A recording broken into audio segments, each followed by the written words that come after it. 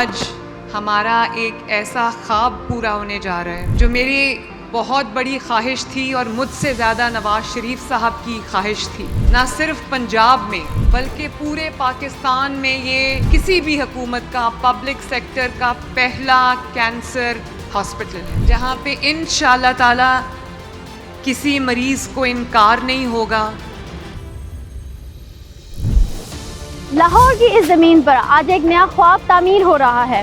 वो ख्वाब जो चंद माह पहले वज़ीर आला पंजाब मरीम नवाज शरीफ ने देखा और उसकी बुनियाद रखी। ये है नवाज शरीफ कैंसर हॉस्पिटल, जहां उम्मीद के चिराग रोशन हो रहे हैं।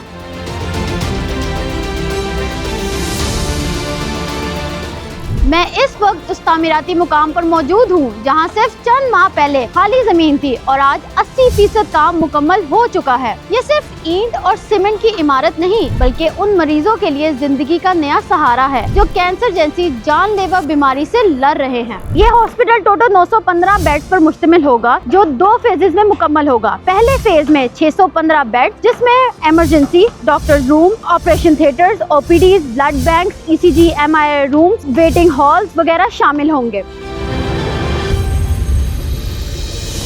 जल्द ही ये दरवाजे आवाम के लिए खुलने वाले हैं और उस दिन हजारों जिंदगियां यहाँ से एक नई उम्मीद और एक नई ताकत लेकर लौटेंगी। नवाज शरीफ कैंसर हॉस्पिटल, जहाँ हर दर्द को जिंदगी फतेयाब होगी।